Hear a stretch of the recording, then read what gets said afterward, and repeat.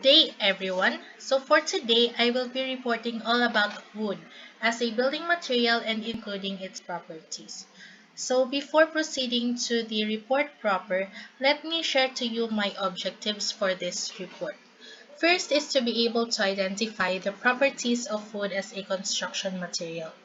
The second is to know the chemical aspect of wood. And lastly, to be able to recognize its types and examples. So before proceeding to the report proper, let me give you the definition of wood. Wood is an organic material produced by a large number of woody plants and quite variable in properties. Wood is also a hard substance that forms the branches and trunks of trees, and it can also be used as a building material for making things or as a fuel. So next is we have the types of wood. There are three types of wood, mainly softwood, hardwood, engineered wood, which is the manufactured wood products. So, wood and lumber that are milled from conifer trees are softwoods. It is scientifically known as gymnosperms. Conifer trees are any trees which have needles and produce cones. Examples of popular softwood trees used in woodworking, construction, and furniture are pine, cedar, fir, spruce, and redwood. Next, we have the hardwood. Hardwoods are made up of trees that don't have needles or cones. These trees are popularly referred to as deciduous trees, although they are formally referred to as angiosperms. Trees that produce leaves and seeds are known as hardwoods. Common hardwood species include oak, maple, cherry, mahogany, and walnut. Hardwood species are not always necessarily stronger than softwoods, but many species are well known for their beautiful and distinct wood grain patterns. Lastly, we have the engineered wood, which is the manufactured wood products. Engineered wood is created rather than occurring naturally in the environment. These materials, sometimes known as composite wood, are frequently manufactured from sawmill waste wood. This wood is usually treated with a chemical or heat procedure to generate a wood product that can meet certain size requirements that would be difficult to achieve with natural wood. Popular examples of engineered woods include plywood, oriented strand board, medium-density fiberboard, and composite board. Wood veneers can also sometimes be classified as engineered wood, since it often needs to be manipulated either through specialized cutting techniques or joining pieces together to achieve a specific size or wood grain patterning. So, next is we have the properties of wood. I have here some main properties of wood. First is the color and odor. Most trees are characterized by a typical color and odor. With regard to the smell, a variety of woods can be distinguished by their distinct aroma. Color and odor of woods may show variation. An example of this is the walnut wood, which is distinguished by its typical dark brown color. The softwoods like deodar and pine show light colors. As regards to their odor, quite a few kinds of woods are immediately identified by their characteristic smell. Next is we have the specific gravity.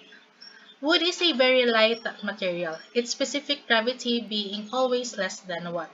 It is interesting to note, however, that if the wood tissue is compacted in such a way that not even a few pores are left in it, then its specific gravity will approach 1.5.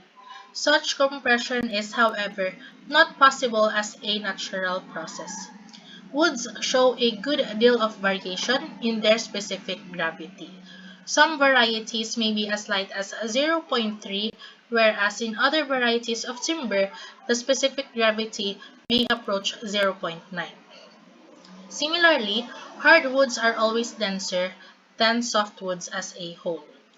Third is we have the moisture content. Woods gain moisture from the atmosphere and lose moisture to the atmosphere depending on moisture content of their cells, vis-a-vis the humidity in the atmosphere. The natural moisture content of wood is easily determined from the below relationship. Mc equals W1 minus W2 over W2 times 100, wherein W1 is equals to the weight of the natural wood sample and W2 is the weight of the same sample after it is oven dried. The cell walls and hence the cell cavities of many kinds of wood are quite easily stretched. As such, wood may absorb moisture more than 2 to 2.5 times than its own weight. Hence, MC values of natural wood may sometimes be as high as 250%.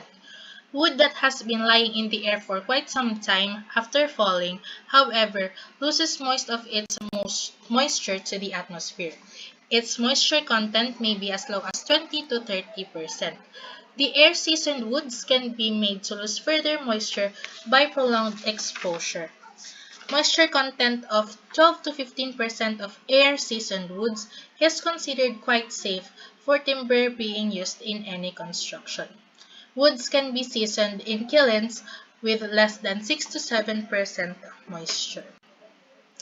The next property that we have is the grain. Grain is the arrangement and direction of growth of the wood elements. In a normal wood, the tracheids and vessels grow parallel to the length of the tree trunk. This type of structure is called a straight grain. The fibers may be very tightly and closely packed, giving rise to a fine-grained texture in wood. In other cases, there may be broad and quite wider. The structure is then termed coarse-grained. Sometimes, the fibers do not grow essentially parallel to the trunk. This may be arranged in a twisted, spiral, or interlocked manner. And this type of structure is called cross-grained. Next is we have the shrinkage and swelling. The newly cut wood loses moisture when subject to drying naturally or artificially. On drying, the wood undergoes a shrinkage. Similarly, dry wood on getting rain melted or wetted may undergo considerable swelling. It is known that in the drying process, moisture from the wood is lost first from the cell cavity and then from the cell walls. It is only when the water is lost from the cell walls then the wood starts shrinking. Conversely, when dry wood is wetted, the water is received by the cell walls. Only when the walls become saturated, water goes to the cell cavities. Hence, on wetting, the swelling starts quickly. Thus, shrinkage and swelling are related to the behavior of the cell wall of the wood tissue towards the water. So lastly, we have the strength. The most important fact about the strength of timber is that it is not the same in all directions. This is because wood is an anisotropic material, meaning it has a different structure in different directions. Hence, the strength of wood is determined with reference to the direction of the grain of the wood under load. Besides grain, many other factors also influence the strength of the timber. These are density, moisture content, presence of defects, compressive strength, tensile strength, and transverse or bending strength. Next, we have the chemical composition of wood. First is we have cellulose. Cellulose is a long linear molecule with over 7,000 glucoses linked end to end. Bundles of cellulose molecules fasciculate laterally by hydrogen bonds to form microfibrils. Microfibrils are the framework of the cell wall and are responsible for the strength of the wood. Next is we have the hemicellulose, group of compounds made up of 60 to 200 units of different sugars, including glucose. Softwood celluloses, hemicelluloses, are different from hardwood hemicelluloses. Hemicellulose and lignin are ingredients of natural glue in plant materials, and together they make up the matrix of the cell wall. Microfibrils are embedded in this matrix. Lastly, we have the lignin. Lignin is a three-dimensional molecule formed by linking 15 to 18 phenolic units called phenylpropanes. lignin, together with hemicelluloses form the matrix system in the cell wall. They also are the natural glue to hold cells together. It contributes to the rigidity of the wood.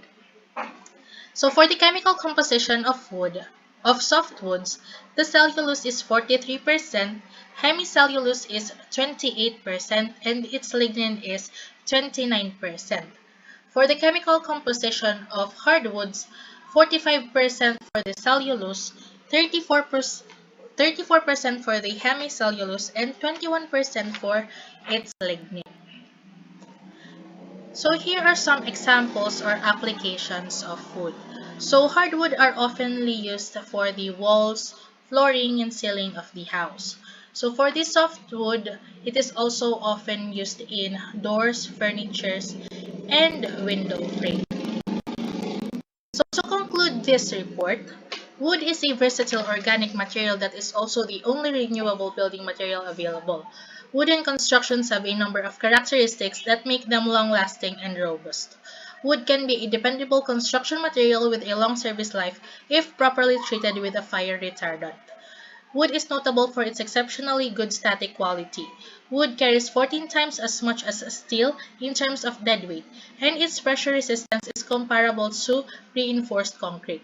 Multi-story wooden buildings and load-bearing structures with a large load-bearing area are ideal applications. The microstructure of wood, which guarantees a strong load resistance while maintaining low deadweight, is the reason for the high stability. As a result, wood is a lightweight construction material with good technical properties. Despite its lightweight, wood has a strong tensile and pressure resistance, and when utilized properly, it is weather resistant. So here are my references for this report. I got my report from binderholes.com, slideplayer.com, nyengineers.com, civilseek.com, builderology.com, and youcanr.edu. So that would be all for this report. Thank you.